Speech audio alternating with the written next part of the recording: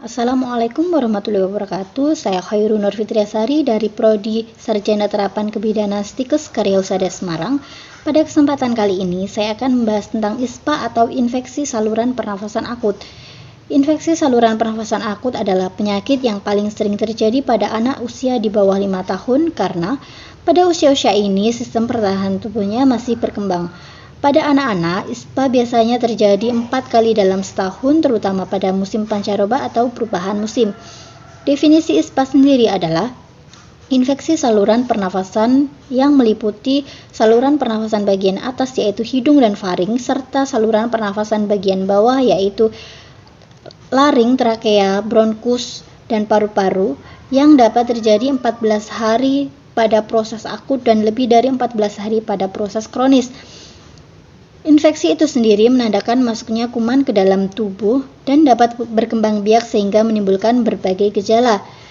Klasifikasinya adalah sebagai berikut. Yang pertama adalah pneumonia atau radang paru-paru, secara klinis ditandai oleh adanya nafas cepat. Yang kedua adalah pneumonia berat, secara klinis ditandai oleh adanya tarikan dinding dada ke dalam atau retraksi, serta yang ketiga adalah bukan pneumonia, yang secara klinis ditandai oleh adanya batuk, pilek, disertai demam, namun tidak ada tarikan dinding dada ke dalam maupun nafas cepat.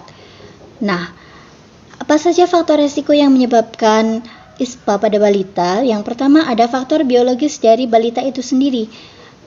Di antaranya yaitu berat badan lahir, kemudian umur, status gizi, status imunisasi, dan juga vitamin A. Selain itu, beberapa penyebab ISPA yang lainnya, yang pertama adalah virus. Virus yang menjadi pemicu terjadinya ISPA adalah rhinovirus, respiratory syncytial virus, adenovirus, dan virus influenza. Kemudian yang kedua adalah debu atau asap. Debu yang halus dan tidak terlihat tidak dapat disaring oleh bulu-bulu halus yang ada di dalam hidung atau silia sehingga masuk ke dalam lapisan lendir atau mukosa dan terdorong masuk ke dalam faring.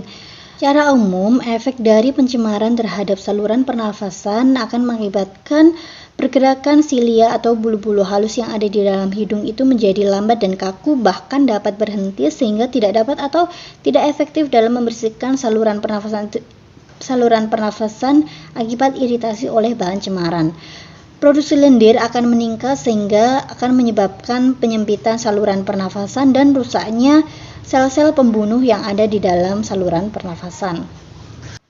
Akibat dari hal ini akan menyebabkan kesulitan bernafas sehingga benda asing akan tertarik masuk dan bakteri lain tidak dapat dikeluarkan dari saluran pernafasan sehingga ini akan mempermudah terjadinya infeksi saluran pernafasan akut. Nah, apa saja gejala dari ISPA? Yang pertama adalah demam dengan suhu di atas 37,4 derajat Celcius, kemudian batuk pilek, nyeri tenggorokan atau nyeri telan, serta produksi sekret atau lendir yang berlebihan. Dapat juga disertai sesak nafas dan terdengar suara nafas yang tidak normal seperti misalnya wheezing atau ngik-ngik, ronki, kemudian stridor seperti mengorok dan juga krikles. Dapat juga disertai gejala misalnya diare, mual, muntah, dan nafsu makan yang berkurang. Virus penyebab ISPA ini sangat menular dan penularannya bisa terjadi akibat si kecil menghirup droplet atau percikan lendir yang dikeluarkan oleh penderita ISPA. Oleh karena itu, biasakan untuk menutup mulut atau hidungnya saat si kecil batuk ataupun pilek. Selain itu, ayah dan bunda diharuskan menggunakan masker jika sedang batuk dan pilek. Selanjutnya kita perlu mengetahui tentang pengobatan ISPA.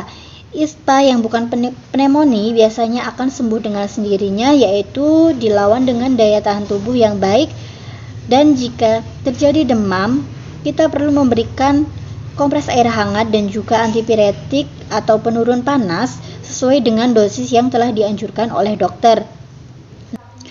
Namun, jika anak Anda mengalami gejala yang mengarah ke radang paru-paru yang ditandai dengan nafas yang cepat, Anda jangan lama-lama, langsung periksakan anak Anda ke dokter spesialis karena jika anak Anda mendapatkan pertolongan yang terlambat, itu akan membahayakan jiwa anak Anda. Mungkin demikian yang dapat saya sampaikan, kurang lebihnya mohon maaf. Wassalamualaikum warahmatullahi wabarakatuh.